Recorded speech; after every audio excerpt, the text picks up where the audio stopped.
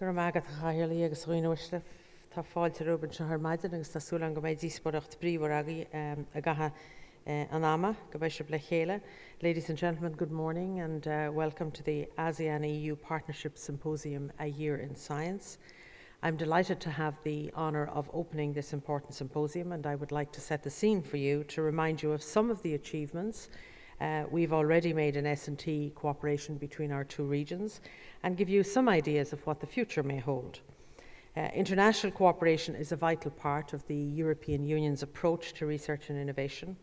As the Europe 2020 strategy and Innovation Union make clear, we're facing common global challenges, but these challenges may also present opportunities for global cooperation. Through Innovation Union and the upcoming Horizon 2020, we aim to increase our international cooperation and based on mutual interests and reciprocity. By doing this, we can increase the impact of our research, benefiting from the greater scale and scope of actions that we carry out to tackle those challenges. International cooperation also means developing common approaches at Member States and European Union level so that we in Europe approach international cooperation as an issue of common concern. Cooperation with regional blocks of countries will be a key feature of our future strategy for international cooperation, and in this context, ASEAN is a special case. We want to carry on developing our cooperation with ASEAN in order to deliver growth in our economies and better lives for our people. Taken as a whole, ASEAN is the EU's third largest trading partner outside Europe, bigger than Brazil, India or Japan. But that's not all. ASEAN is also the leading destination of EU foreign direct investment flows to Asia. The total EU investment stock in ASEAN is greater than that in Japan, 3 times more than in mainland China, and 6 times more than in India. It offers significant growth opportunities in dynamic markets that are often difficult to access due to high tariff and non-tariff barriers. Celebrating the unique partnership that ASEAN and the EU have created over the past 35 years, foreign ministers, the High Representative of the Union for Foreign Affairs and Security Policy, and the Secretary General of ASEAN met in Brunei in April this year.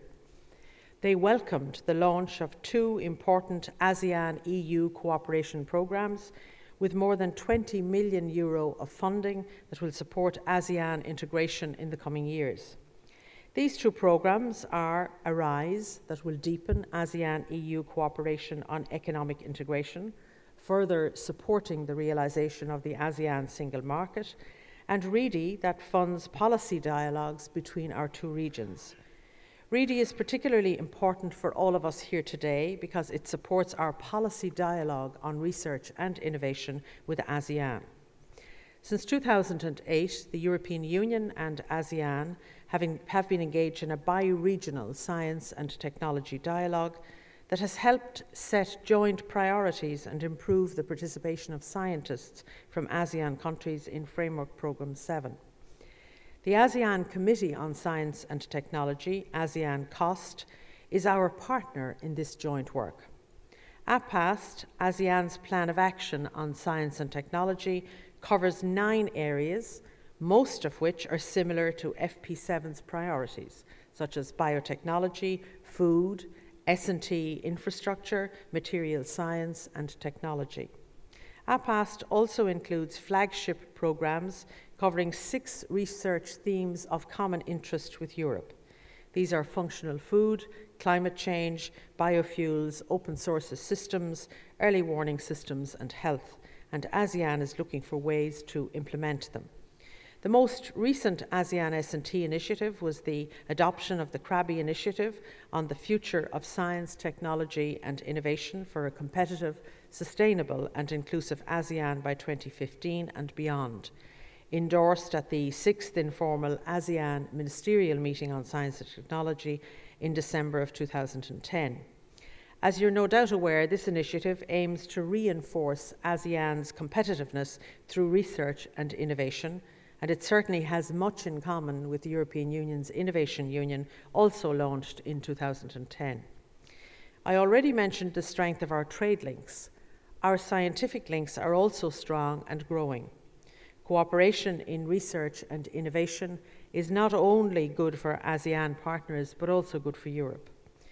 Measured by co-publications, the EU is ASEAN's most important scientific partner, with more co-publications than with the US, Japan or China.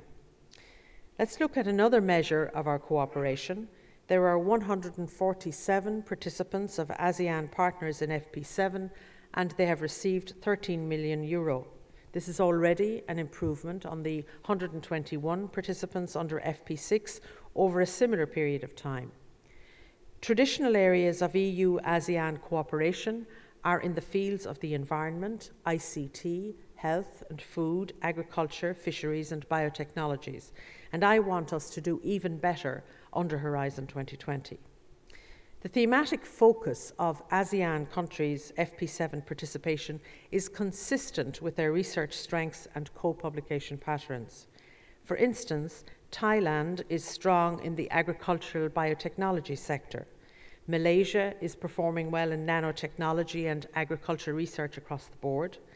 Vietnam, however, is among the top ASEAN performers in FP7 projects in the areas of energy, environment, health, agriculture and biotechnologies. In addition to the research projects, we support 2 project dialogue platforms, the SEA-EU-NET project that has successfully launched the 2012 EU-ASEAN Year of Science, and the CCOOP project in the field of information and communication technologies. Let's not forget that behind these statistics and facts, behind the project acronyms, lie numerous opportunities for our scientists to collaborate, to learn from each other, to tackle common problems and improve our competitiveness together. That's what our cooperation is all about. That is what the 2012 EU-ASEAN Year of Science, Technology and Innovation 2012 is celebrating. This year-long campaign celebrates the existing research and innovation relationships between our 2 regions and builds upon these to develop the next generation of research partnerships. The Year of Science is the first of its kind in which bi-regional cooperation is highlighted. It is taking place in the context of the bi-regional dialogue between the European Commission and the ASEAN Committee of Science and Technology at the senior official level. The idea for this joint Year of Science came from the SEA-EU-NET project in 2010. Running since 2008, this project brings together 23 S&T institutions from Europe and Southeast Asia to facilitate our bi-regional EU-ASEAN science and technology policy dialogue, as well as to strengthen bi-regional cooperation on science, technology and innovation. But the Year of Science is ultimately driven by a wide range of stakeholders from both regions. These include policymakers, universities, research organisations, as well as technology-based companies from Europe and Southeast Asia. Their input and participation is crucial. 31 events have taken place since the year was officially launched in Hanoi last November. One development that I'm delighted to see happening during this special year is the expansion of the Euraxis Links network in Singapore to the rest of ASEAN. The Euraxis Links network already operates in the United States, Japan, China, India and Singapore.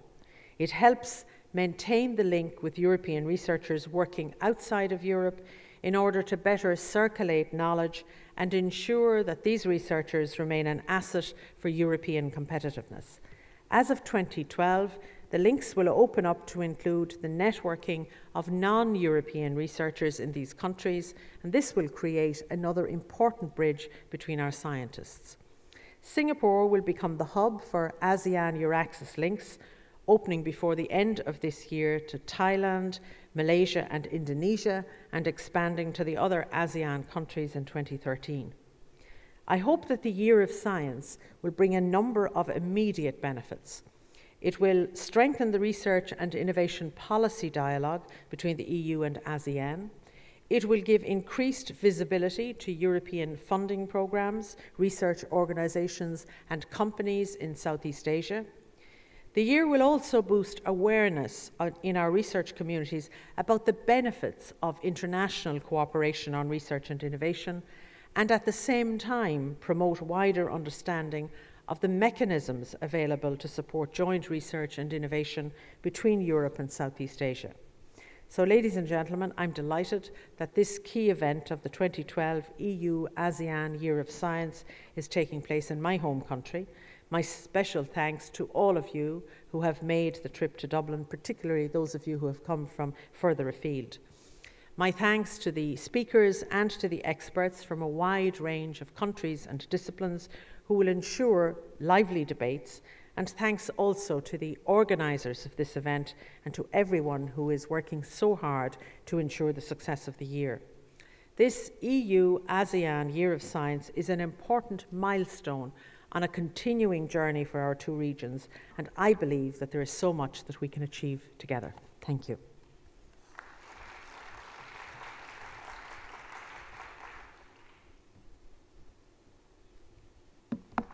So thank you, Commissioner, and thank you for introducing our meeting this morning. I know you're a very busy schedule ahead of you today, and I wish you luck with that, and once again, thank you. So I'd like now to invite the 5 speakers to come up onto the platform. Professor Yonggut Yutawong, Professor Patrick Sogolos, Professor Stephen Smith, Dr. Rudy Trains, and Ms. Yi-Ling Wong.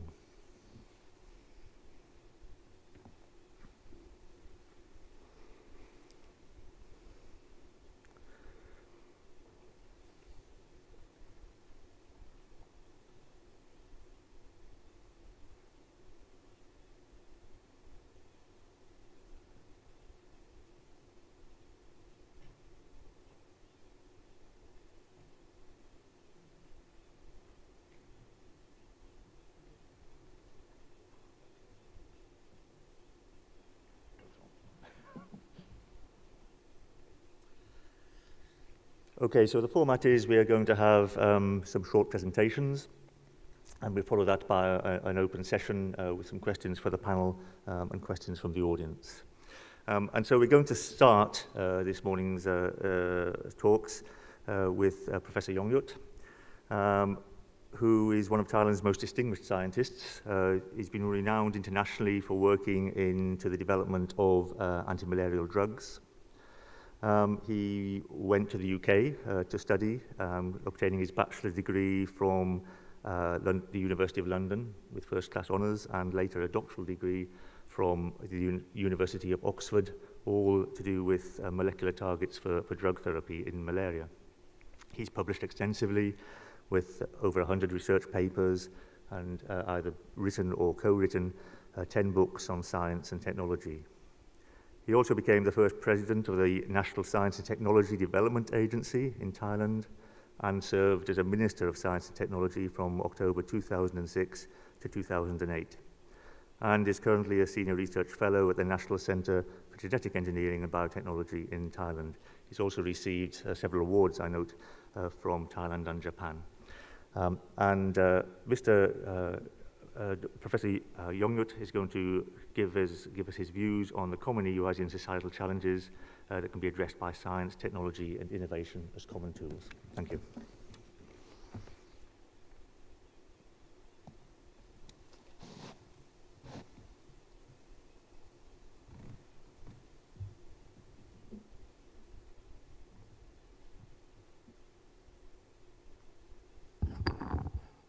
Well, first of all, I'd like to thank the organizers for inviting me to give an opinion from outside EU on the EU-ASEAN cooperation. At a glance, I think in case people are not too familiar with ASEAN, we are short for Association of Southeast Asian Nations, and it's composed of 10 countries. And it has a combined population of 600 million, very dynamic and diverse region, as Commissioner has just pointed out, and it's growing very well indeed at this time when other regions in the world are not doing so well. EU and ASEAN have many common characteristics, and I think this is a good starting point, for the cooperation. We should look back into history. While Europe has a very long and continuous history, ASEAN also has that long and continuous history, and there is a culture which has been developed for centuries or even millennia, with the south part of ASEAN being more Muslim and the northern part being more Buddhist. So we are similar in areas and population sizes, and each country is different, just like Europe. Each country and each region is different, but I'm sure we can all be strengthened by the regional collaborations. However, the similarities also are accompanied by differences. I think Europe has a longer history of science, technology, and innovation. We admit that, and a longer history of union. And the union of EU and union of ASEAN is very interestingly quite different in terms of reason. I think the initial objective for the European Union is more of economic objectives, whereas the initial objective for ASEAN, this was started maybe 40 or 50 years ago as what's called SEATO, Southeast Asian Treaty Organization. That was more political, and there was a kind of attempt to contain the spread of communism at that time, and then it became a political union. EU has more diverse membership, and per capita income for EU is right now still about 10 times, an order of magnitude larger than for ASEAN. And the ASEAN right now is about $2,500. But in spite of these differences, I think ASEAN and EU have many common challenges. Again, when you go to detail, these common challenges again fall into differences. But in terms of the common aspects, we have challenges in jobs and livelihood, in lifelong education, in healthcare across society spectrum, in attempts to create the green society, and in helping the people right at the bottom of the pyramids, the poor and the disadvantaged. But again, with that common aspects, there are differences. For example, in jobs and livelihood, there's differences certainly in employment rates and wages. Right now, there is practically no problem in employment in the ASEAN region, and also that's also because people are self-employed a lot. They are still farmers, and they go back when there's no job in town. Then they go back. This is even seasonal. They go back to the farm, and so they have their own employment. But the wages are very low in ASEAN. And we have common employment problems in the changing nature of jobs. The ASEAN region right now is at the skill stage mostly. It used to be just at the labor stage, but now many countries have moved up to the skill stage. But I think EU is mostly in the knowledge phase, passing from the skills phase. So this is different. And workers' age and productivity, ASEAN is very young right now, very young, and a lot of young people, young generation is growing up, whereas for Europe, I think it's more stable. Lifelong education, we have differences in basic schooling. The schooling situation in ASEAN is improving very quickly, but it's still not that good yet. And we have very many problems in terms of too much dominance by the government and too much inefficiency in the schooling systems. We have continuously changing knowledge and skills to try to overcome the barriers, and access to sources of that knowledge and skills. In terms of healthcare, I think we are looking for, we are slowly evolving systems for achieving universal healthcare.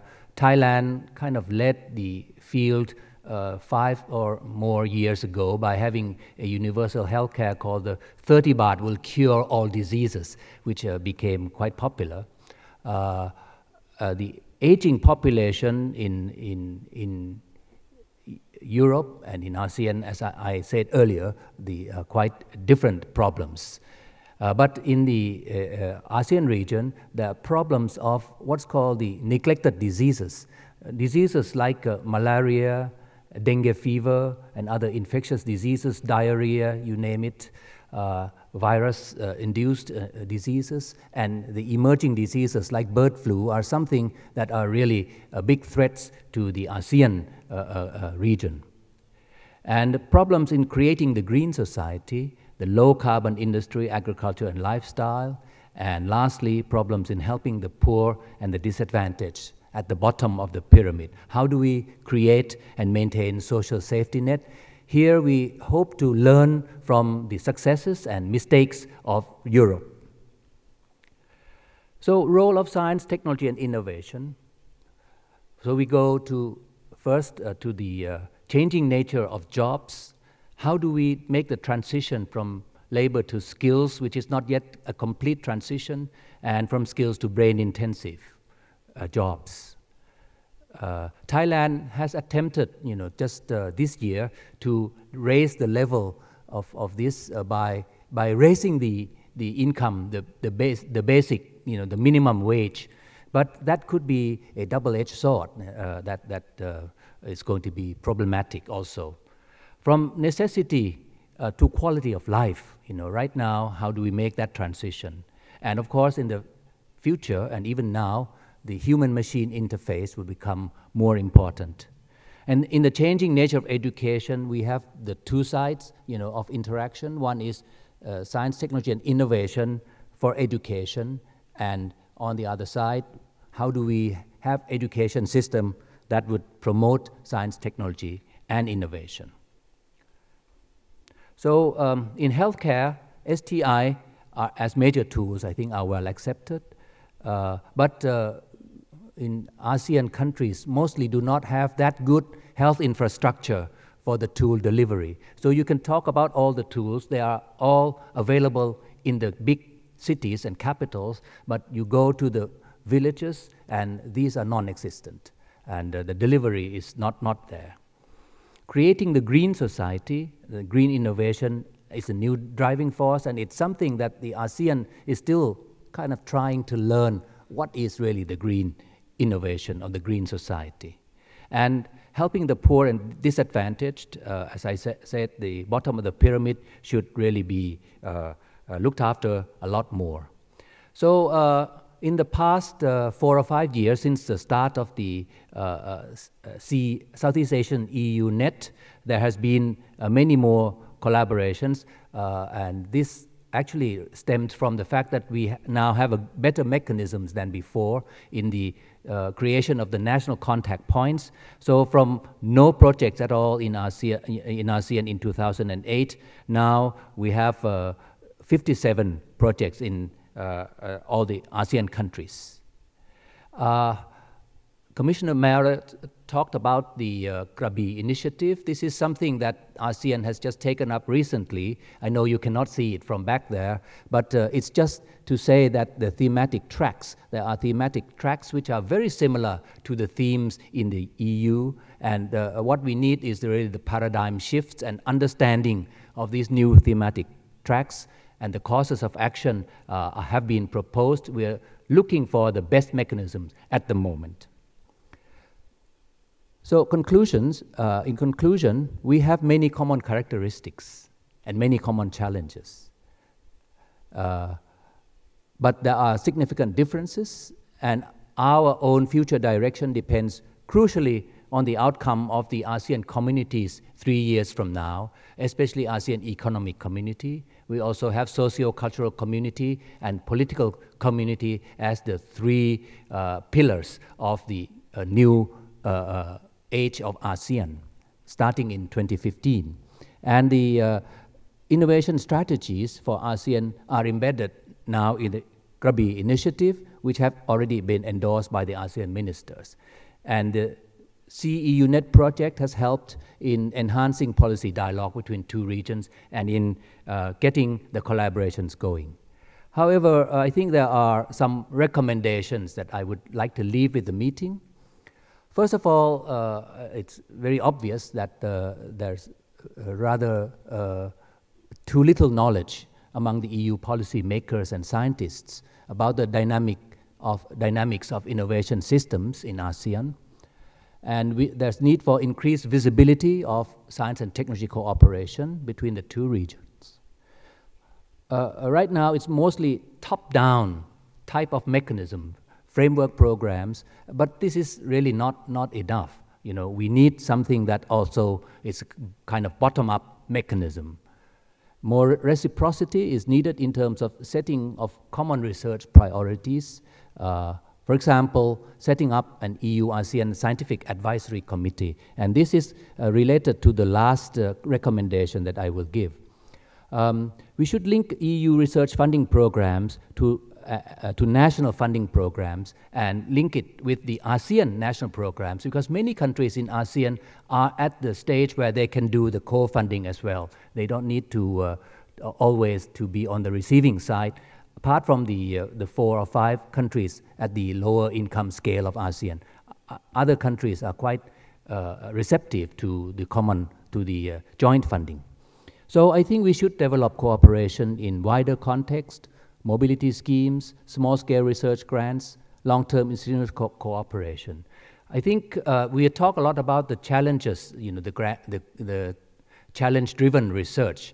If it's grand challenges in the sense of the Gates Foundation, which I was a scientific advisory committee, we found that countries like ASEAN cannot really participate in the real grand challenges, except only as minor partners, because they are right now too big and too sophisticated, frankly, for ASEAN.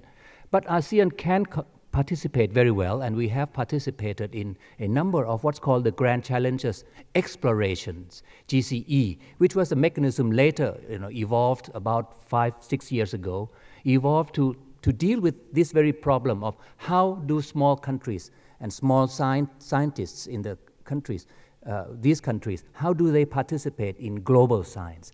I think this is a very good idea, so I would like to also throw it to the meeting, that there should be something sort of similar to the Grand Challenges Explorations, whereby individual scientists can offer projects which are mainly based on the ideas, and the projects could be funded, something like $100,000 in the first phase, and if the idea seems to work, then it can graduate to greater funding, like $1 million per year that the Gates is now offering. Of course, that's a private foundation, and EU and ASEAN are public organizations, so we need to do something that is really appropriate to our systems. Thank you very much.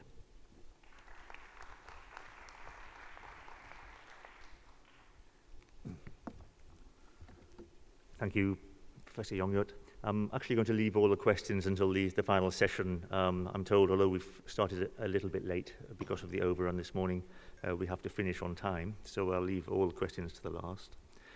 And I'd like now to introduce Professor Patrick Sorgelos. Professor Sorgelos has been since 1991, has been the director of the Laboratory of Aquaculture and the Artemia Reference Centre in the Faculty of Agricultural Sciences in the University of Ghent in Belgium. Some of the work includes coordination of the research of the Artemia Reference Centre and also the training of students at MSc and PhD level. He's been the president of the World Aquaculture Society, and he served as chairman of the ASEAN Aquaculture Platform, and he's going to tell us something about that now. And he's also the coordinator of the EU Thematic Network on Aquaculture.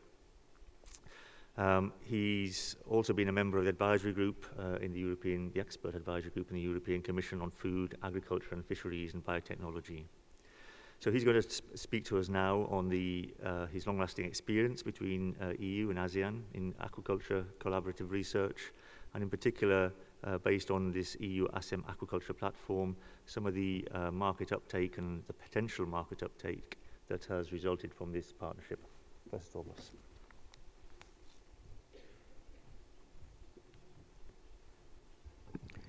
Thank you, Mr. Chairman. Ladies and gentlemen, following the previous talk, I will be able to give you a concrete example of interaction between Asian countries and European countries in the field of aquaculture.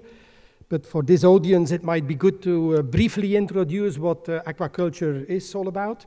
This is the production of aquatic organisms, and as you can see here, the latest data from FAO, we have about 80 million tons production per year, split up between fish, about 50% in quantity and in value.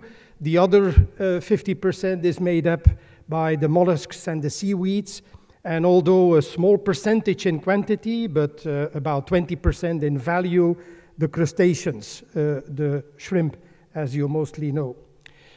Split up per region, we see that in quantity, Asia-Pacific is the main producer.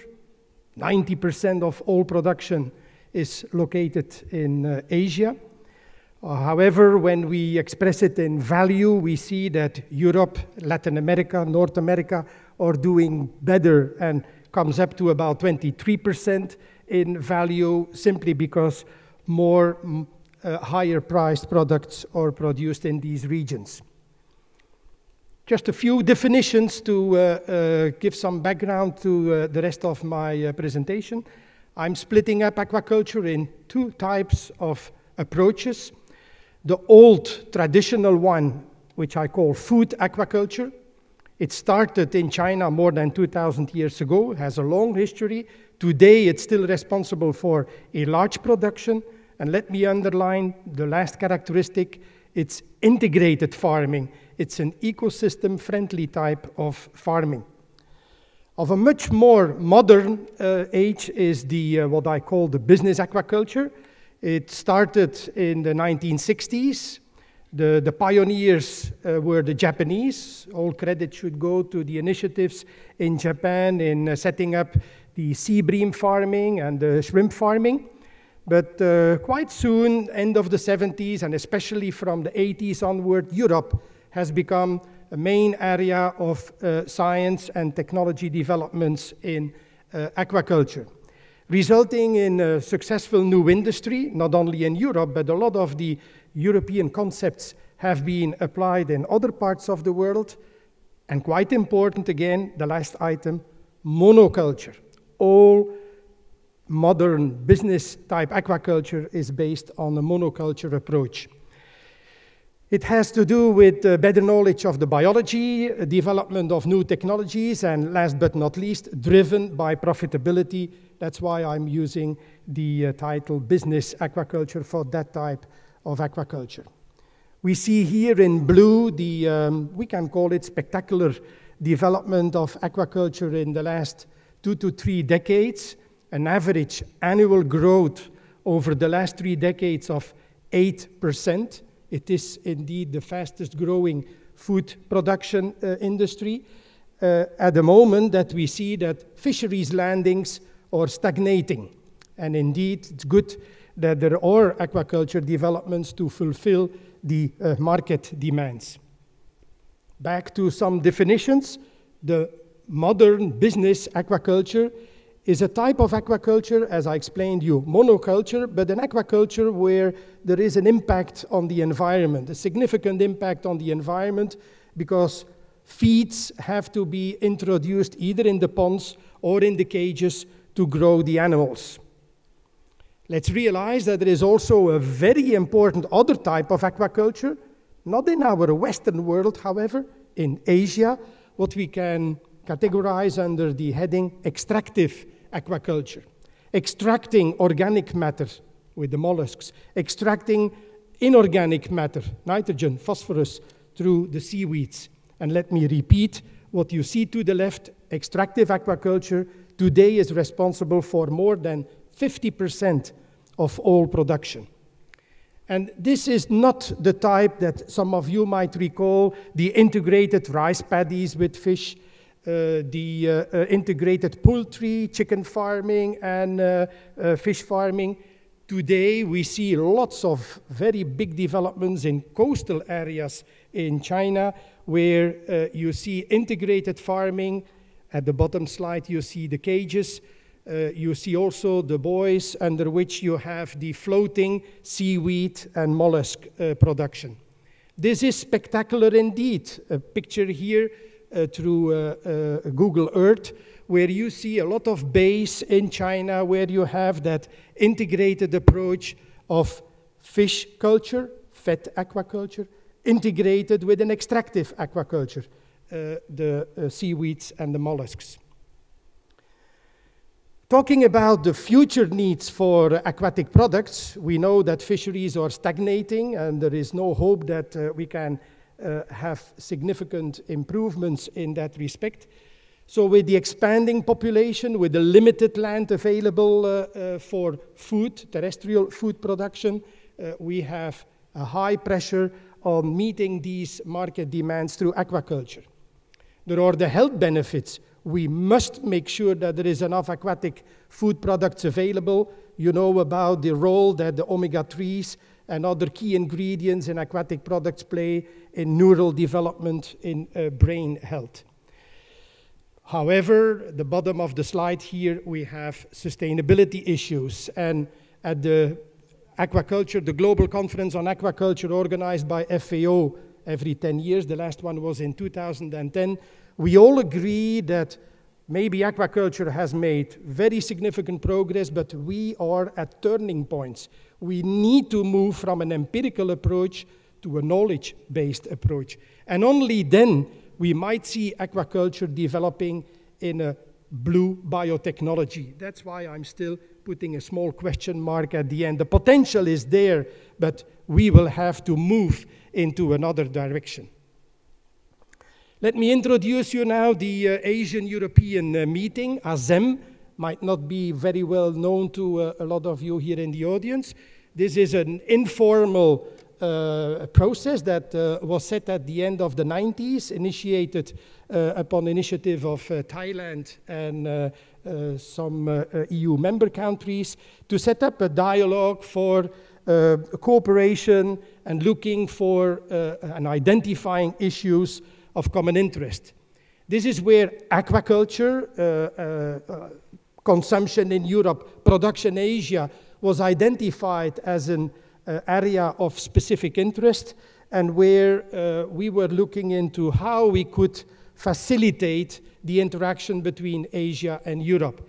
At the moment, indeed, when you see this picture here, Europe importing 65% of the aquatic products it's consuming, most of it coming from Asia.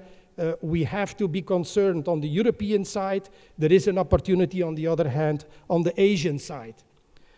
Historically, a lot of institutes, companies, research institutes, universities had contacts with Asia, with different bilateral contacts, and a good initiative has been reached through an incentive from the European Commission, DG Research, 2 years ago, to set up the European Aquaculture Technology and Innovation Platform, where, as you can see, we have all the key stakeholders, from the knowledge centers to the business, to the policymakers, to the consumers.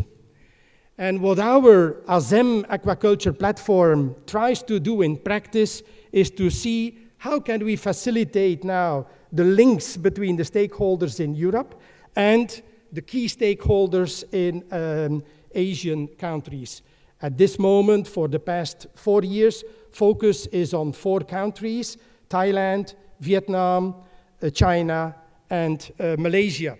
And you see there the local networks, the China Aquaculture and Fisheries Network, NACA, the network of aquaculture centers in Asia, VIFINET, the Vietnamese Fisheries and Aquaculture Network, AFAS, the Asian Fisheries and Aquaculture Society.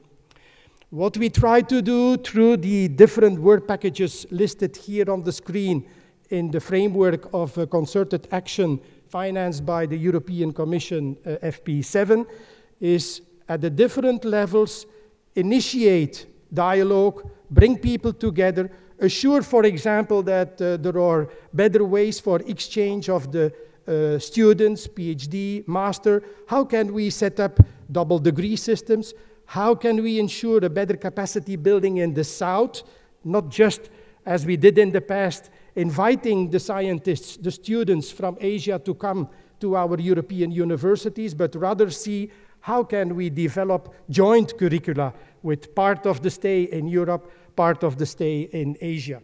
I will not go through the different other items. We might have time in the discussion to come back to this. So in these different areas, we try to identify an issue, a problem, an opportunity, and then see through the process listed here on the screen how we can facilitate, how we can catalyze a solution. And we do this, of course, in a close partnership with different other organizations and projects in Europe. To finish, I like to summarize here that aquaculture for the decades to come will play, should play an important role in food and energy security, because this is where we could merge interests. In the field of health sciences, pharmacology sciences, development of novel drugs, new treatments for human health, and last but not least, all in the framework of sustainable use and management of the seas and the oceans. Thank you very much.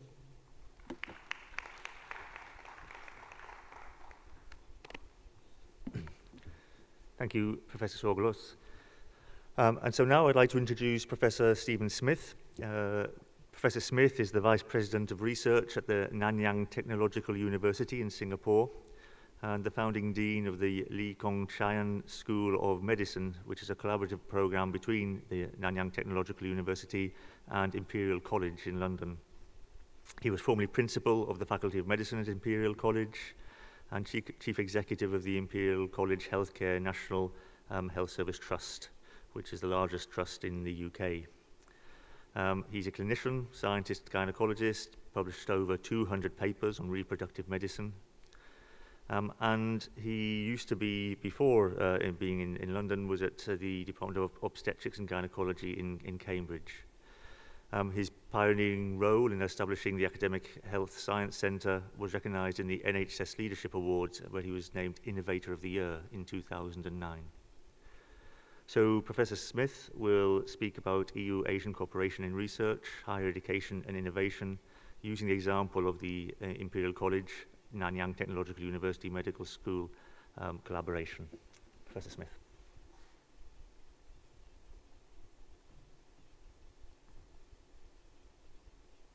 Well, thank you very much, and I'd like to thank the organisers for giving me the opportunity to come and represent the EU-ASEAN relationship as a European living in ASEAN, and if you like, giving it a reverse or an outside-in explanation of some of the things which I think are available and the opportunities that arise from this.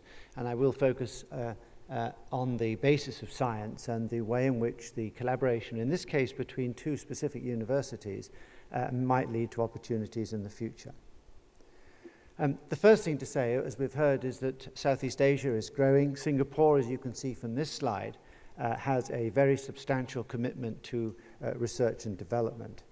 So we already have the opportunity here to establish very substantial links which are as much benefit to Europe as they are to ASEAN.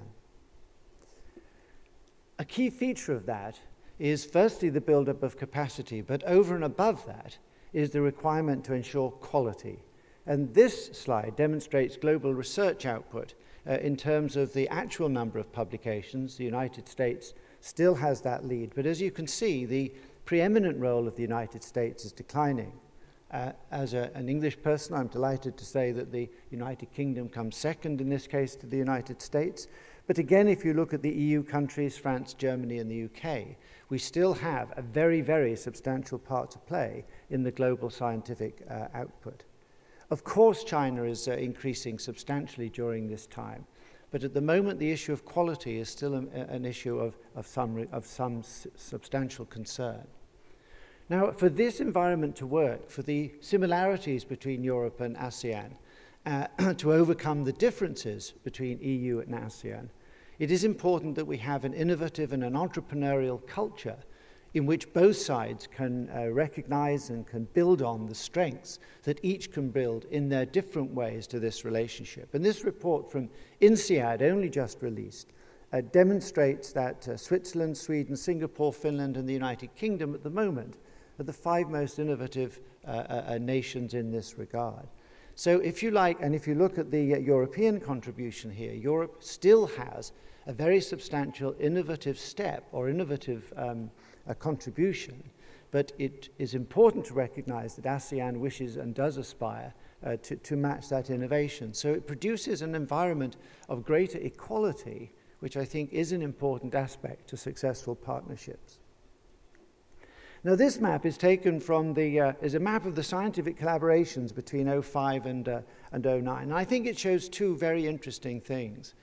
The first is that collaborations crucial to science, 75% of all publications with an impact factor greater than 12 arise from collaborative research.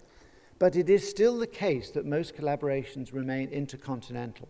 So most collaborations in Europe happen to be with other European countries, whereas in the United States the greatest collaborations still occur between labs in the US. And yet, of course, there is a link here between North America and Europe. One of the striking features of this is the post-reflection of the rise of Asia, because you can see actually there isn't a great deal of intercollaboration between Asia, whether you include that as India, China, and ASEAN. And one of the key, and of course Japan, one of the key features of the future will surely be the deepening and increasing of those collaborations, and thus the sort of framework that the EU-ASEAN relations can bring are going to be essential for building and increasing the competitiveness of both EU and ASEAN. Now, in Singapore, ASEAN has wide variations in the same way as Europe, from the right way from perhaps Greece to Germany, for example. Singapore is a highly developed nation state. It is not agricultural. One thing for sure Singapore isn't, is agricultural. It is the epitome of the city-state. And we have slowly but surely been increasing our collaborations with both the United States and with Europe. For example, Technische University München is one of our major CREATE programs. We have over 100 scientists now between Germany and Singapore. I shall come on to the specific relationship between Imperial College, where I was previously. But increasingly, these relationships between European institutions and, in this case, Singaporean institutions, very much mark the internationalization of research in the region. Now, Singapore itself has made substantial contributions, and as Lee Kuan Yew himself said, Singapore had moved from a third world country, roughly in the 1960s and the 1970s, to a first world country. But those steps have passed. Singapore now aspires to be in the upper half of the first world. Its GDP is the 5th largest in the world, substantially larger than the United Kingdom and even larger than Ireland's. There have been remarkable decades of growth, and it has made a commitment that research, GDP as a spend of research, will reach 3.5%, which puts it in the absolute top bracket in the world, matched by such countries as Sweden and Finland. It is split in some very straightforward ways. The universities, particularly NTU and NUS, are the major research-based universities, and A*STAR functions, if you like, as the Max Planck or the Medical Research Council equivalent. And it's the partnership between those two in which very substantial collaborations and opportunities exist between the similar organizational structures in Europe and in Singapore. My own university is one of the most rapidly rising universities. We're going to discuss this afternoon the variability of league tables. Of course, when you're at the top, they're extremely important, and when you're at the bottom, they're perhaps less important.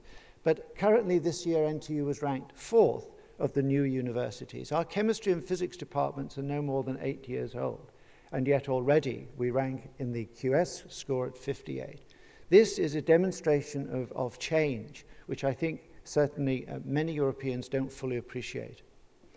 For example, the research expenditure of the university has increased by fourfold in the past 5 years, and on the bottom that is reflected now by an increase in the number of patents cited and the number of publications, and most importantly, in the quality of those publications. So how have we moved so rapidly then to establishing a medical school? There are some 270 medical schools in the world. Actually, new medical schools are quite a new event. One new medical school in the United States in the past 25 years. Well, the Lee Kong Chian School of Medicine is a very interesting demonstration of how you can actually have major universities working in collaboration with each other. Firstly, it serves a need. Singapore is under-provisioned for doctors. It has one of the lowest number of doctors per head of population in the OECD, yet providing a healthcare system which is by every measure equal to that in the most advanced parts of the European Union, with outcomes in terms of cancer and preventable diseases equal to anything that Europe can provide. This new school will be a joint venture. It is fully funded by the Singaporean government to a substantial amount. It involves substantial commitment to buildings. This is the model of our brand new school, which will be completed in 2015, a 26-story clinician science building, complemented with a 10-story experimental medicine building. It is also substantially supported by a fund, an endowment, which now stands at 500 million Singaporean dollars, 250 equivalent of roughly 325 million euros as an endowment. So it's a very interesting hybrid between the US type system, in which that type of funding, endowment funding, is a key part of the funding mechanism, and the one recognized perhaps more easily here in Europe of the government-funded organization. That is helped because the Singaporean government match endowments. So for every dollar, and in fact every 1.5, every $1, they will match it dollar for dollar for research and 1.5 for education. So it creates a system in which endowment and direct government investment make a substantial difference to the endeavor. We have identified those areas of research which we think firstly have the greatest homology with the current research effort in Singapore, but also and crucially linked to research opportunities across ASEAN. The three areas we've selected are neuroscience, mental health, infectious disease, and metabolic disease. In neuroscience, our collaborative research program in Singapore will be mirrored and collaborated with South Korea. Our infectious disease program will be matched closely with programs in particularly Vietnam and Myanmar. And our metabolic disease program will be matched with a series of programs across the ASEAN environment. So we think that this provides a very good example of absolutely solid collaborations between a European institution and a Southeast Asian institution.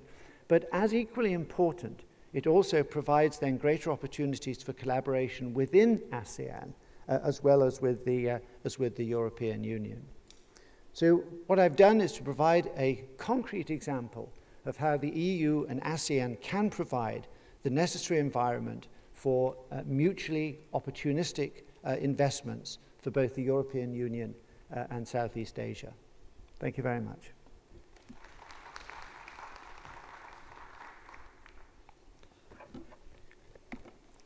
Thank you, Professor Smith. So now it's a pleasure to introduce Dr. Rudy Treens. Dr. Treens was trained as a biologist and philosopher in Europe, receiving his PhD from the University of Rome in Italy. He's been an invited lecturer, it seems, at just about every country in Europe, UK, Italy, Greece, Portugal, Germany, Austria, France, and also in South Africa, and has published a lot in international peer-reviewed journals, but also to a broader public on several issues, socio-economic issues on science and technology policy. He's been a member of a lot of fact-finding missions for science and technology to Southeast Asia, and is head of the Department of International Relations at the Royal Netherlands Academy of Arts and Sciences in Amsterdam. He's also the project leader of the SEA-EU-NET project that is instrumental in supporting the Year of Science, and to which the Commissioner referred earlier. So Dr. Treens is going to talk about another programme of scientific cooperation that's linking Indonesia and the Netherlands. Thank you.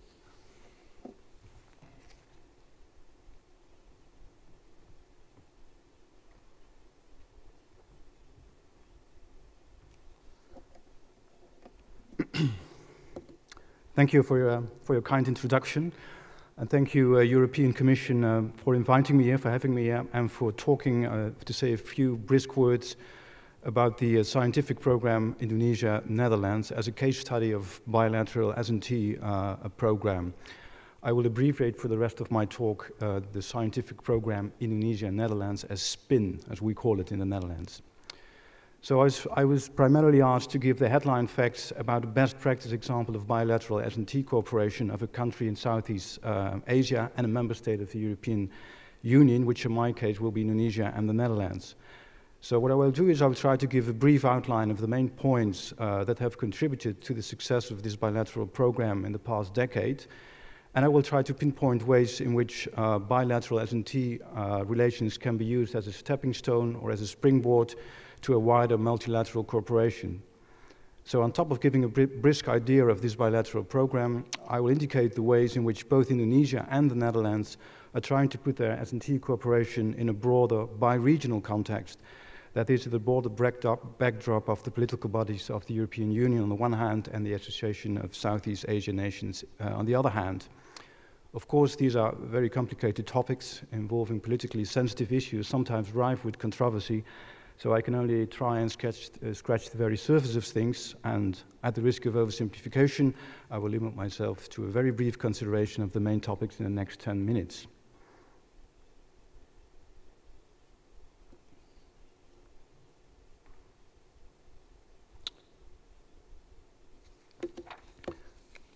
Let me start with addressing the question, why Indonesia in the first place? For the Netherlands, there is, of course, an obvious answer that readily springs to mind. The Netherlands and Indonesia have historical ties, if you will allow me to describe our colonial past with Indonesia in that somewhat euphemistic terms. But there are other, more important reasons to cooperate with Indonesia. To list just the main ones, without trying to be comprehensive, Indonesia is one of the so-called rising giants of Asia, closely following India and China. It's the world's fourth largest country with a population of approximately 240 million and has the largest number of Muslims. Also, Indonesia's booming economy has elevated it to the G20 status, an achievement that the country has twinned with a successful transition to democracy. Indeed, according to the journal Foreign Policy, Indonesia has been hailed as having a good chance of becoming the world's first Muslim and democratic superpower. On top of that, Indonesia has fully recovered after the Asian financial crisis and weathered the global financial crisis relatively unscathed. Indonesia's annualized growth rate amounted to 5% between 2001 and 2010 and grew at a healthy 6.3% pace in 2011. And what's more, Indonesia's per capita gross domestic product increased almost 20% in the last 2 years. And part of this growth is driven by the country's abundant natural resources. Indonesia is a major exporter of timber, coal, and silver. And on top of this, peaceful and orderly presidential elections in 2009 reassured international markets of the country's political stability. And Indonesia's foreign direct investment increased 34% in 2010 to $3.7 billion US. And last but certainly not least, due to its biological diversity, Indonesia is the largest archipelago country with approximately 17,500 islands and geological and tectonic location on the Pacific Ring of Fire. Indonesia is also of major importance for the survival of the human species in terms of issues pertaining to biodiversity, health, climate change, sustainable energy, environment, and other, what we in Europe tend to call grand societal challenges. So, over and above the colonial past, there seems to be a plethora of reasons to cooperate with a country like Indonesia, not only for the Netherlands, but also for other countries in Europe. And I want to briefly elaborate a few of the historical aspects, specifically of the S&T cooperation between Indonesia and the Netherlands, in which mutual trust, which is one of the main factors, as Professor Thorsten Wiesel this morning elaborated, mutual trust built up over several centuries plays a pivotal role. Indonesia and the Netherlands share a centuries-long and fertile history of scientific cooperation. And on account of this, there are prominent Indonesian institutions such as the famous Eijkman Institute in Jakarta for molecular biology, named after Christian Eijkman, who was awarded the Nobel Prize for Medicine in 1929 for his discovery of vitamins. And we have the Bandung Technical University, the College of Law, and the College of Medicine, and that date from that period. On the Dutch side, venerable institutions such as the Royal Netherlands Institute of Southeast Asian and Caribbean Studies, KITLV, the Tropical Institute, and the Van Vollenhoven Institute are similarly rooted in a mix of colonial training and practice, as well as scientific curiosity and methodology. Indonesia and the Netherlands are closely knit together because of their shared history, which is also documented in irreplaceable archives, wide-ranging collections, extensive sources, and data available in both countries. Access to international scientific research communities has proved indispensable both for identifying knowledge gaps and formulating scientific hypotheses in both countries. Joint research in agriculture, bio-based economy, biodiversity, coastal and marine issues, infectious diseases, socio-economic developments and global change are important not only for Indonesia and the Netherlands, but for the world at large. By putting to advantageous use the long-standing existing networks of exchange, cooperation and mutual trust, and by setting up new research groups, Indonesia and the Netherlands are now in a position to take further advantage from the resources available in both countries. Although mutual trust, as I've said, is the key element, trust is the key element in any bilateral S&T cooperation, it is fair to note that institutionalized, formalized embedding in terms of governmental treaties is also very important. When it comes to Indonesia and the Netherlands, there has been a long tradition of collaboration that was renewed by means of a cultural agreement in 1968. At that time, it's fair to say, to admit, however, scientific cooperation was fragmented, both amongst individual researchers as well as between university departments. Available funding was distributed at that time mainly to smaller scale cooperative research efforts and individual PhD projects. But this cooperation was reconfirmed in 1992 when the ministries of both countries signed two memoranda of understanding. In 1995, the Dutch Ministry of Education, Culture and Science decided to transfer responsibility for the collaboration programs with Indonesia to the Royal Netherlands Academies of Arts and Sciences. And not long after this, in 1997, a decision was taken to change the focus of collaboration. Within the new structure, research programs were to be rearranged into a set of coherent, logically interrelated research and support activities. So there has been a major shift from more or less haphazardly fragmented farrago of research activities to a coherently thematic approach in what we call joint research programs. In 2002, the SPIN program, the scientific program in Indonesia and Netherlands, was inaugurated, and this new line of approach was reconfirmed and grounded in a new memorandum of understanding in 2002. In 2008, we, together with the Ministry of Research and Technology in Indonesia, joined the SEA-EU-NET project in order to get a platform to cooperate in a larger framework, both in Europe and in Southeast Asia. In June 2012, so just a couple of weeks ago, the Academy in Amsterdam organized a festive conference celebrating 10 years of this SPIN program and looking ahead at the next 5 years. I was delighted that ministers, vice ministers, secretaries of state, ambassadors, science academy presidents, and a large number of top researchers attended this lively meeting. So in times when both China and the US are moving into Indonesia with substantial amounts of money, their attending this event, I feel, is indicative of their appreciation of SPIN, that with its proportionally modest budgets proves that scientific excellence is one of the substantially appealing characteristics of a bilateral program. I think one of the key elements of success in this program is the Joint Working Committee. This committee has been, since 2003, the prime strategic vehicle of SPIN. Its members represent not only science, universities, and other research and educational institutes, but also entrepreneurs and government officials. And it's important to note that the key word here is joint. It's a joint committee of stakeholders, both from Indonesia and the Netherlands, who are involved in taking the key decisions on a basis of mutual interest and reciprocity. The Joint Working Committee aims at a veritably level playing field across the board. Its main tasks are to encourage, of course, and improve the cooperation in science and technology, but also to identify common priority areas and specific topics, and to do so in full reciprocity, taking into account the interest and long-term policy planning, etc., of both countries. A considerable amount of effort is put into aligning, dovetailing the long-term policy programs of Indonesia and the Netherlands so as to take advantage of support mechanisms in both countries to the fullest possible extent. The Joint Working Committee also tries to discourage fragmentation and to try and maintain a clear scientific focus in line with addressing major challenges relevant for both countries. And also it tries to strengthen science both on the level of individual researchers as well as on the institutional level. So there is an element of capacity building built into the program. And the Joint Working Committee also has explored multilateral alliances, particularly by joining the SEA-EU-NET project in Southeast Asia.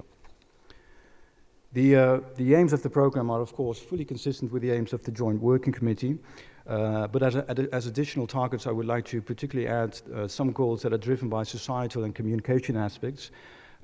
These are the last 3 bullets in this slide. It's to help and foster scientific curiosity and academic scholarship, and to create public awareness and recognition of the importance of basic and strategic science, and also to promote the education and training of new generations of Indonesian and Dutch scientists.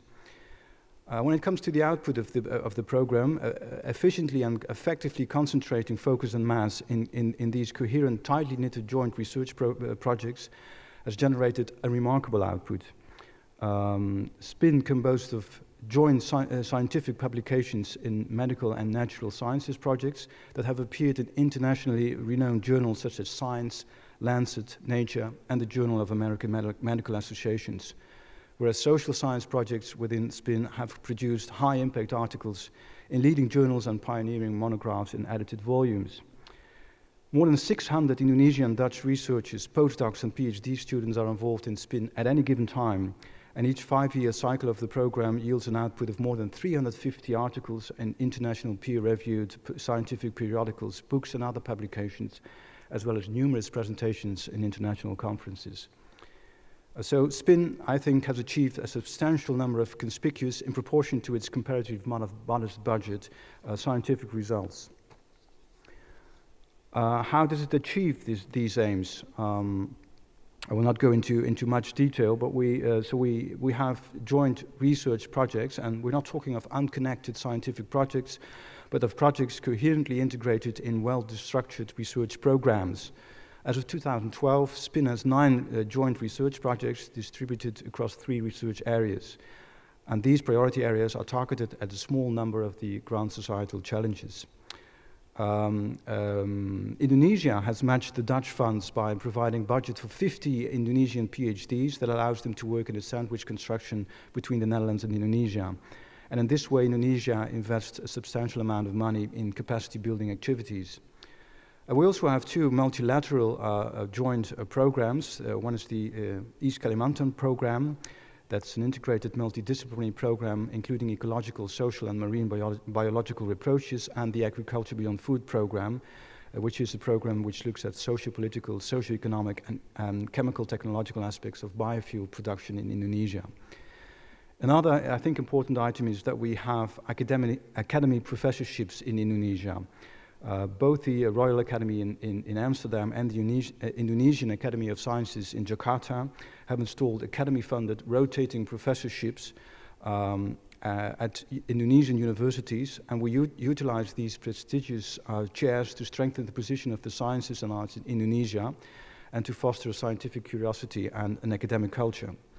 And we also organize open science meetings, which are biannual scientific conferences, and we've had 6 of them.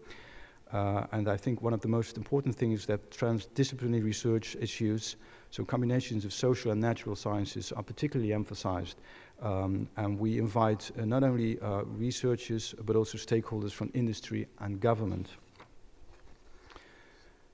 Well, to just give you a flavor of the broad scope and heterogeneity of the 9 projects that we now run, I will not go into details, of course, but I will give you the full titles of the projects, just to give you a very brief sketch of it.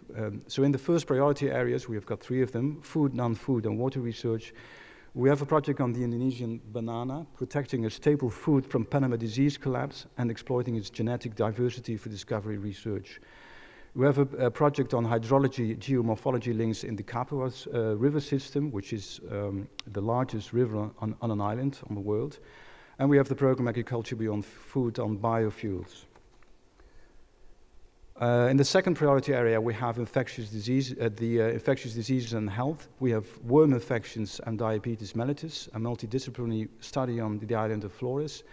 We have a project on highly pathogenic avian influenza virus, and we have a project on novel strategies and tools for antimicrobial resistance surveillance.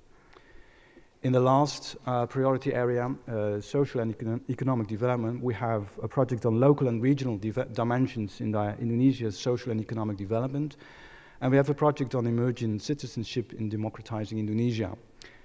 And the last project in this priority area is social and economic effects of partnering for sustainable change in agriculture commodity change, a southern perspective. So you can see it's sort of a mixed bag between technological projects and socio-economic projects in 3 well-structured areas. As I've mentioned before, we, together with our Indonesian counterpart, the Ministry of Research and Technology, we participate in the SEA-EU-NET project. I won't go into this project because it has been discussed a number of times before. But I think important for us in this project is that we have been heavily involved in the analysis work package of the project. We have been trying to establish an evidence base for underpinning policy recommendations to the European Commission on the one hand and to the ASEAN COST meeting on the other hand. We've joined in a number of bibliometric studies, and research strength has been analyzed in terms of publication and citation volumes, market shares, and research internationality. And we've also identified patterns and trends of scientific cooperation between Europe and Southeast Asia by analyzing respective co-publications. And like the Commissioner Geoghegan-Quinn said, we have observed that Europe at this point in time has become the most important scientific cooperation partner of ASEAN in terms of co-publications. We've also mapped key institutions and excellent researchers in Southeast Asia, and we've mapped existing S&T relations just in order to facilitate establishing networks of excellence between the European Union and ASEAN's top researchers. And we also cooperate extensively with international bodies like OECD, UNESCO, APEC, and ASEAN to enhance the quality and impact of the project's reports and recommendations. And in order to realize this, we've organized quite a number of expert meetings, focus groups, and scenario workshops and foresight exercises, and all the rest of that. We've also helped to facilitate an ASEAN working group on S&T indicators, which is, of course, as a basis for quantitative analysis of science systems. And we've conducted a number of fact-finding missions into Southeast Asia to assess the science systems and reasons for international cooperation between both regions in terms of global thematic priorities, country-specific priorities, innovation benchmarking, funding, and co-patenting. And lastly, we have investigated a number of case studies on bi-regional S&T cooperation. So the role of the EU-ASEAN scientific cooperations in tackling global challenges like climate change, ecosystems and biodiversity, water, food, and health. I've now come to my final slide of the presentation, and I've listed the number of recommendations that came out both out of SPIN and out of SEA-EU-NET. And I'm happy to see that this is sort of the flip side, the reverse side of the coin from the last slide of Professor Youngyu's from a European perspective. I hope that these recommendations will give some food for further discussion in the later part of this session. My first recommendation will be about reciprocity. I think it's important to involve all stakeholders So both from the European Union and from ASEAN in priority setting, planning, design from the outset, and also to take into account cultural differences and socio-economic needs. Lest this may look as laboring the glaringly obvious, let me point out that these are things, more often than not, that tend to get overlooked in bi-regional S&T cooperation. A second recommendation would be about mobility and education.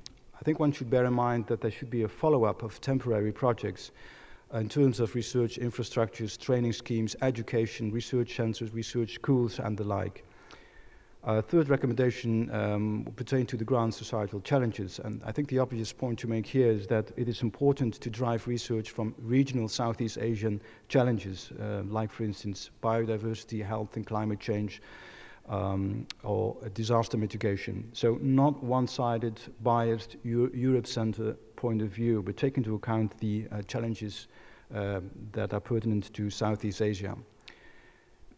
Of course, multilateral cooperation, it's fair to say that to establish bodies and platforms to accommodate upper-level interaction between EU and ASEAN on S&T cooperation is of the utmost importance to get political commitment. And when it comes to innovation, I think it's important to involve small and medium enterprises, public-private partnerships and industries in the framework of a triple helix model. And we are also involved in, the Academy is also involved in trying to set up an ASEAN Science Advisory Council, and I was glad to see in the presentation of Professor Youngjut that we are also talking about the EU-ASEAN Science Advisory Council, which I think is a very important mechanism to try and identify key priority areas. Okay, that's it. That's what I wanted to say about the bilateral program and its ramifications into bi-regional realms. Thank you very much.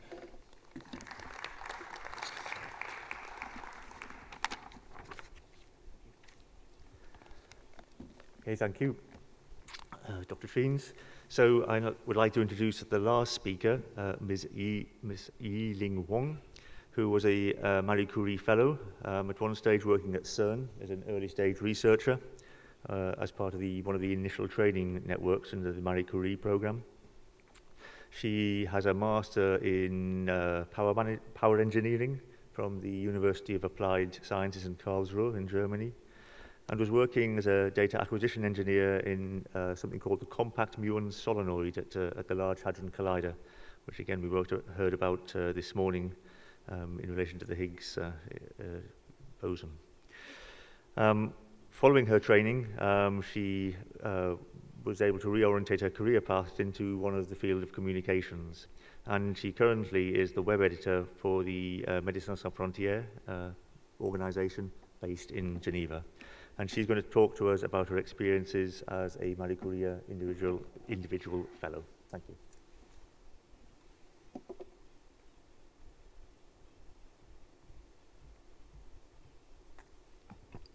Thank you for the introduction. So my presentation will be a more personal one. I will talk about my journey from Malaysia to Europe, and I will share some thoughts of this experience and what I think about the Europe-ASEAN cooperation. First, an outline. First, I will introduce myself and my background, and then I will talk about my path from Malaysia to Europe and my experience at CERN as a Marie Curie Fellow. And then I will talk about my research project and the training and mobility opportunities that I got as a Marie Curie Fellow. And then I will tell you why I think Europe is an excellent place for education and science and research project, and what I think about the EU-ASEAN collaboration.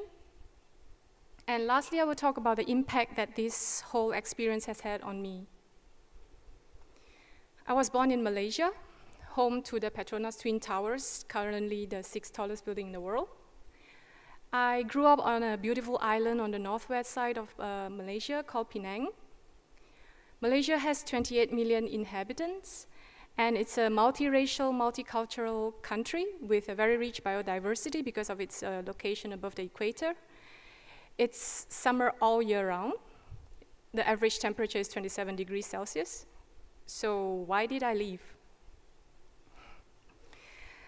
At the end of high school, like all teenagers, I was feeling restless. I wanted to explore the world. I wanted to wander.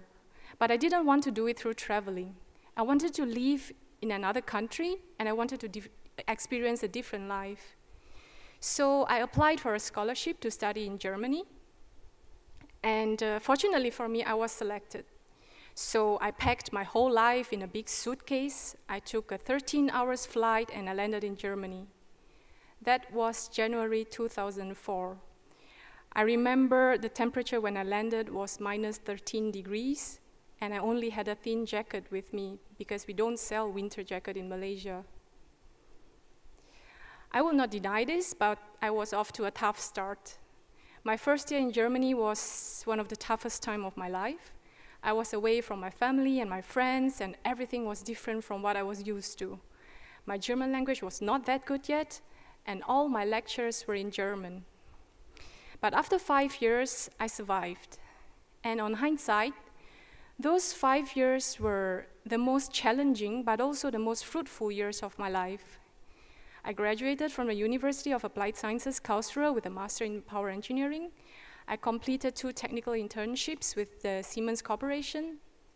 And after 5 long years, I finally mastered the difficult German language.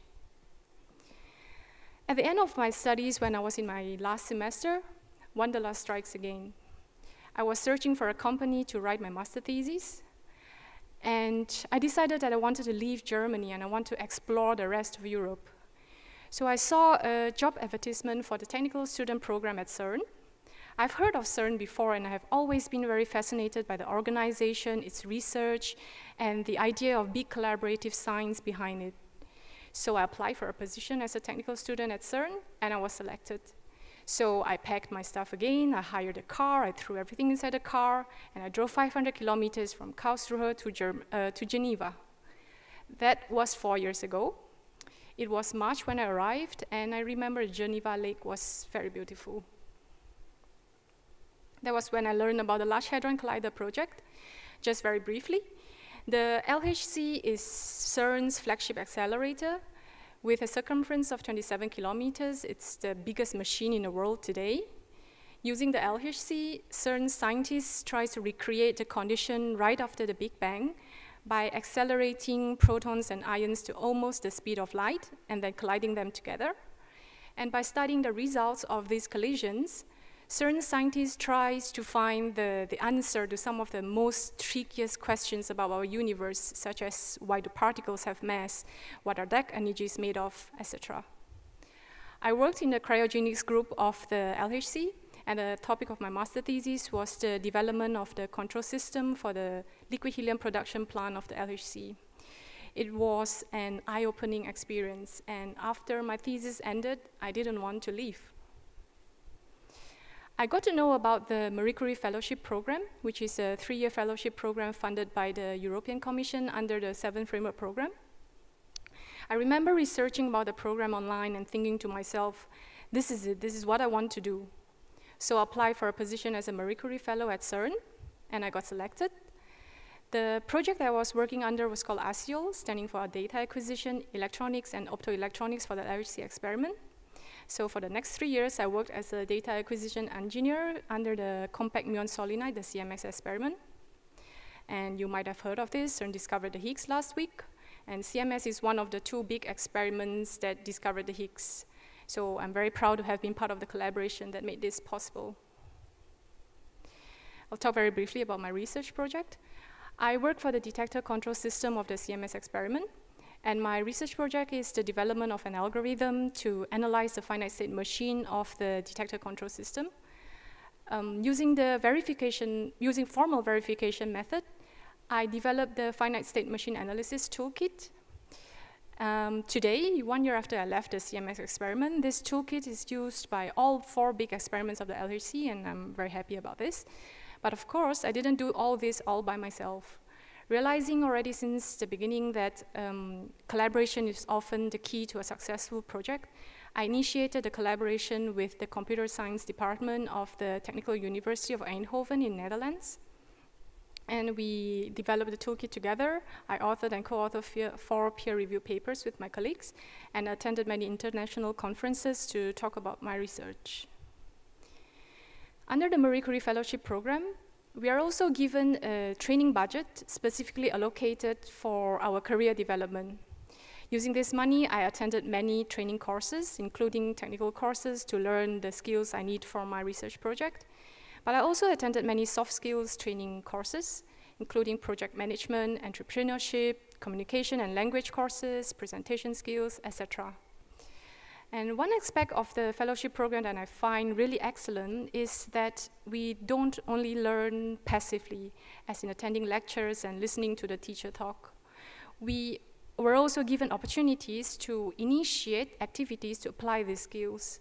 For example, we organize international school in foreign countries to teach students about trigger and data acquisition system. We design laboratory exercises, and we become lecturers and tutors in these schools. All these activities is a form of knowledge dissemination, and they are a very important part of my career development. They give me the opportunity to explore the different aspects of a technical career and also to discover my real passion. So much so that towards the end of my fellowship program, I decided that I want to further my career in the field of communication. And because of the flexibility of the fellowship, I was able to complete the last 6 months of my career training as a science communicator in the knowledge transfer group of CERN, and which indirectly led me to my current career as a web editor for the organization Médecins Sans Frontières, or Doctors Without Borders. That was a brief summary of my career development during the last 4 years. And all this exciting development wouldn't have been possible if I have stayed in Malaysia and didn't take the leap of faith to wander out to Europe. Every now and then, people ask me, but why Europe? After living in Europe for almost 9 years now, I think there are 4 main factors that make Europe a very attractive place for education and science and technology project. First of all, Europe is one of the, if not the most technologically advanced continent of the world. It has a great number of universities with excellent quality and many world-leading research institutes, with CERN being a prime example. And because of the unique relationship between the countries in Europe, which makes it virtually one big research area, researchers' mobility is made very easy. And this facilitates knowledge transfer and exchange between the countries. Last but not least, and I think this is one of the biggest reasons actually why I wanted to come to Europe, is Europe has a very rich culture and history. Every country in Europe has its own taste and identity, and yet they all have a shared history. I learned about the Renaissance, I learned about the French Revolution during history classes in high school. So it was incredibly exciting for me to actually live in a place where all this history happened. There are many reasons why I think a Europe-ASEAN collaboration will be imperative and will be mutually beneficial. Although not always obvious, Europe and ASEAN actually share many common features. They both have a very diverse culture within its region. They both share a hunger for innovation and a willingness to invest in it. They both have a very encouraging environment for collaboration. Europe and ASEAN also have many common interests, such as in the field of health, in food safety, and sustainable energy. I would like to particularly stress the field of sustainable energy. I think this is a field where Europe-ASEAN collaboration will have great potential. Coming from Malaysia, a country where it's always summer, I know for a fact that Malaysia has the perfect climate, metaphorically and literally speaking, for the development of solar energy. So many countries in ASEAN actually has this resource, the ample amount of sunlight, and Europe has the know-how and the technology to make this work. All that being said, what is the impact of this whole Europe experience on me? I thought long and hard about this, and I came to the conclusion that the impact can be summarized in 6 C's. Connection. I got to know many, many great people and made many great friends throughout the 9 years that I was here. Sometimes people that started out as colleagues eventually became some of my closest friends. Creativity. Because everything was so different here, I was stimulated to think differently. I was often pushed to think out of the box when I want to solve a problem. Culture. Living and learning the European culture has been an eye-opening experience, and it has enriched my perspective tremendously. Career. all the skills, the connection, and the work experience that I have gained has kick-started my career, and I can only foresee more exciting adventures coming up in the future, for which I will need a lot of courage to face. Having come so far, I have long learned the importance of determination and courage in the face of diversity and the spirit of never giving up. The last C that has made a big impact on me is the realization of the power of collaboration. All my most significant experience in the past 9 years has involved collaboration in one way or another. From my experience at CERN, my current job in Doctors Without Borders, down to me being able to stand here to talk to all of you today. And with that remark, I would like to end my presentation with a quote from Josh Bernard Shaw, which is actually an Irish author. If you have an apple and I have an apple and we exchange these apples, then you and I will still each have one apple. But if you have an idea and I have an idea and we exchange these ideas, then each of us will have 2 ideas. Thank you.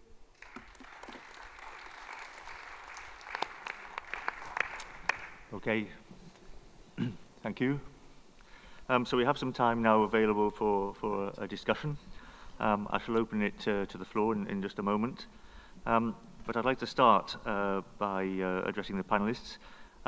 We talk about common challenges, common values, and we tend to talk about things like health, climate change, biodiversity, and maybe energy, we've heard now.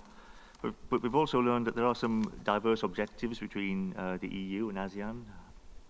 And we've also heard that maybe some areas in the region, there are questions about research quality. So have we got the right challenges? Are these the areas we really should be working on? And how can they, if they are the right challenges, how can we better tackle them through bi-regional cooperation? So I don't know whether one of the members of the panel, before I nominate one of you, would like to make some sort of comments about what sort of challenges we're facing and how bi-regional cooperation might be a good method of addressing them. I would just volunteer before being asked. I think that I would like to go back to the earlier talks by Commissioner Mayer, that we have both, we have to do both curiosity-driven and the challenge-driven science. I think first of all, challenge-driven science is not just for applications, but it could also be for the target in basic science as well. If you remember, the word grand challenges actually came from David Hilbert, grand challenges in mathematics. These are the challenges he threw out to mathematicians more than a century ago, and some of the challenges have not been fulfilled yet, have not been answered yet. So I think that the word challenges actually mean both basic and an applied type of problems. It's just that we need targets, we need identified targets. Well, targets could be kind of not all that clear, because when we're doing research, we cannot be all that clear, but we have some ideas, some definite ideas about where we want to go. And I think this is what we're trying to do in ASEAN and EU together. That's why I said that maybe the challenges that we identified are probably correct because they're so broad. But in order to narrow down to more specific challenges, I think we do need advisors. We do need people who have been in the field for a long, long time and understand both EU and ASEAN, and then come together and see whether these are the right challenges or not. Thank you. Professor Treens, you have a lot of experience on interactions. Do you have some comments, maybe? Maybe to come back to the why is it important to have bi-regional collaborations and the problems inherent in that. I think in Southeast Asia there are a number of, like in Europe of course, there are a number of challenges that span the whole region. Take for instance early tsunami warning systems. That's not specific for a particular country in Southeast Asia, but it's all over the region. or like the biofuel production in Malaysia and in Indonesia. There are problems with that, both in terms of technological problems, but also legal and socio-economic problems in Malaysia and Indonesia and in other countries as well. So it's obvious that bi-regional collaboration is the way to tackle that. But there are also problems with that, if you or challenges, or there's room for improvement. If you take, for example, the early warning systems or the infectious diseases, what tends to happen is that this is not in all cases, of course, that or the example of the last PICO, there is sun in ASEAN, and we have the technology to capture the sun and to turn that into energy. So there is a tendency for European projects to look upon ASEAN as a sort of outdoor laboratory. They have the tsunamis, and we have the models and technology and the mathematics, etc. And after the project is finished, we take the results to Europe, and we do our complicated analyses, and we leave the problems in Southeast Asia. So we leave the tsunamis and the food problems, etc. And I think that's how the European Commission can step in by having these bi-regional EU-funded projects, not only to have the results, the scientific results in the European Union, but also to have a relationship built on trust. And so not only to stop with temporary projects, but to try and build up long-term, establish long-term relationships with Southeast Asia. That's I think, a very good point. In order to develop that sort of collaboration, of course, we need some sort of interactions. We have, currently we have a policy framework, we have dialogues at a fairly high level between the EU and ASEAN. We have mobility researchers, we have meetings like this and other ad hoc meetings. But what are the best methods to interact, share information, exchange information on priorities and actions? Might be the best way we can go ahead to actually make sure we're doing things that are, as you say, constructive for both sides, rather than Europe using the ASEAN countries as a laboratory. Maybe Professor Smith. Yeah. I think there are several ways in which you can do that. For example, dual PhD ships. We have over 20 dual PhD ships where individuals may spend 2 or 3 years in their host center. It could be Singapore, it could be Munich, it could be Cambridge, it could be Paris, and then they change. And that, of course, requires a double supervisor. So it requires a fundamental partnership in the science in the first place. That can then be extended into more formal bilateral relationships. One of the key features, quite rightly, is that taxpayers in ASEAN countries and taxpayers in European countries wish the research usually that comes through governments to be spent in the local country. But there are then opportunities to create bilateral arrangements, bilateral research programs in which the joint facility can apply for money in Europe, which is spent in the European half, and then money in ASEAN countries, which can be spent in the ASEAN part. And certainly we have very strongly benefited from the increasing the global nature of the work, but then applying locally, as it were, for the money. Of course, overall, to the research effort, you get twice the amount of money, and it's not dissimilar to the George Bernard Shaw quote of making sure you leverage so that you get greater money for the research endeavor. Okay. Yi-Ling, do you have any comments maybe on exchange of people, mobility, joint PhDs as an exchange of information, exchange of knowledge?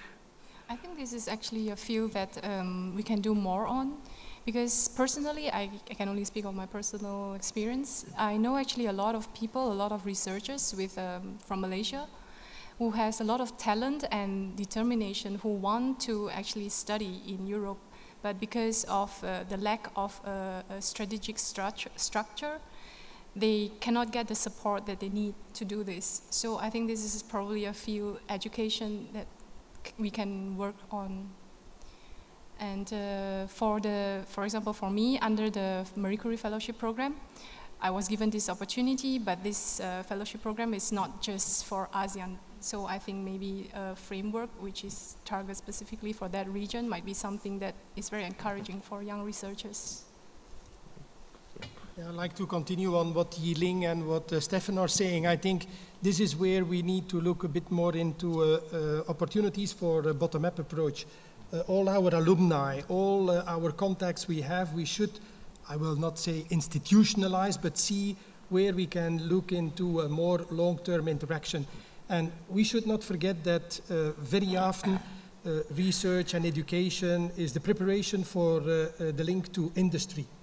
And what we have seen, and I think instead of doing it on an ad hoc basis, we should rather facilitate, and this is where the Commission could play a role, in facilitating that interaction with the stakeholders.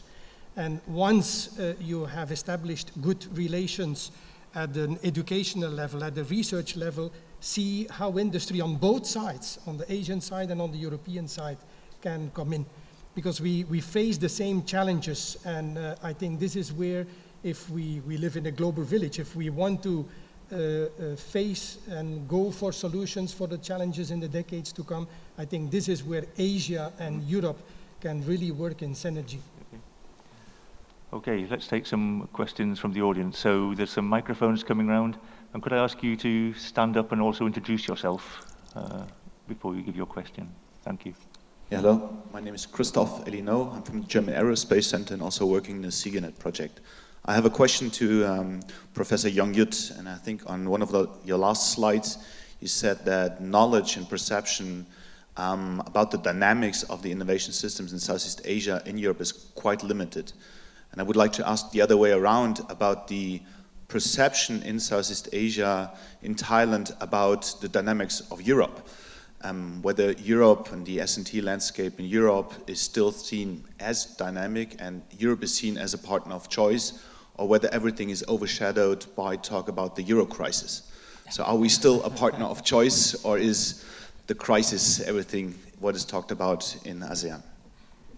I think certainly the popular notion in ASEAN about Europe is that it's really the grand source of knowledge, a grand source of ideas, but perhaps a little bit of kind of the upstream side. And from these ideas, then people tend to think, well, maybe Japan and Korea and the United States will then take over to the final products. This is the popular notion. Of course, the reality is not like this, but this is what the ASEAN people think. They really have great respect for Europeans, but in terms of ideas, rather than in terms of, you know, the products that result from those ideas. Yeah. Hello, good morning. My name is Brian Harding. I work for the United Nations Development Programme. I'm based in Thailand. I'd like to just make a point that this EU and ASEAN collaboration is very, very important. But I'd also like to see EU encouraging Asian science students to go back home as well. So if we look as well at ASEAN, we've had Singapore, Malaysia, and Thailand on the desk, but we forget perhaps Cambodia and Laos. And if we take some of their best scientists and they stay in Europe, they don't go back and build the institutions that are necessary for long-term science in some of the ASEAN countries. And I'd like just to, for that point to be considered as well. Thank you. Good point. Can I answer that? Yes, please do. Good point, but I think if we look into opportunities for joint capacity building, double degree systems, this is where in fact we can look into a better partnership. Can I pick up that? Sorry. One of the bottom things I often find is that it's the bottom line. How much money you make in Europe as well will encourage people to go back home. So you can actually encourage people by supplementing wages back in the ASEAN countries as well. So it's a follow-on from PhD research as well to actual work and follow on as well with that. Thank you. Okay, thank you. And in fact, the Marie Curie schemes do have a return phase built in. Although I accept it's not a big part of the program. Any further questions from the audience? There's one more I'd just like to ask.